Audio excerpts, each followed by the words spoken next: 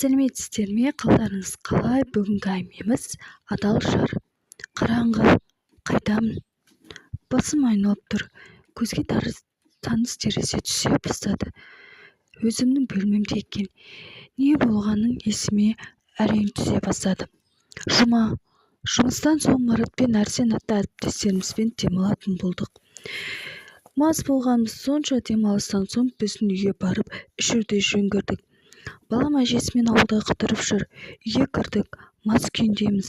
Әйелім Ғазиза күтіп алды. Стол басында ішіп отырмыз. Мас болғанымыз сонша есімді әрең жинадым. Қалай барып төсекке жатқанымды да білмеймін.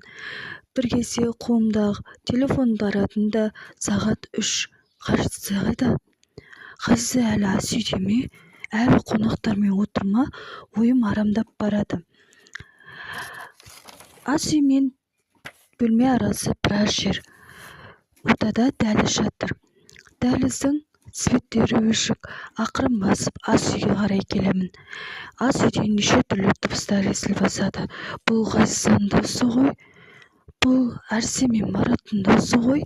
Ойым арам болған сонша ас үйге бас салып кірдім. Кірсем, әйелім Ғазиза мен екі әріптесім әңгіме айтып отыр. Ойым арам болғанымнан бас салып айғай бастадым. Екі әріптесімді шығарып салып, әйелімне бәрін айтуын сұрадым. Әйелім екі жүзі мүлк етіп, екі әріптесім маған тиісе бастады.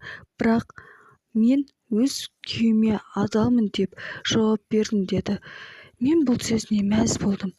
Сағат таңғы 4. Әйеліммен тыныш қана төсекте құшақтасып ұйықтадық. Таңертең тұра сала әйелімнен кешірім сұрап, ауылдан баланы алдырып, ары қарай біз қыдырып демалуға кеттік. Жалпы ер адамдар, әйел адамдары қаншалықты адал болады? Өз ойларыңызды айта кетіңіздер.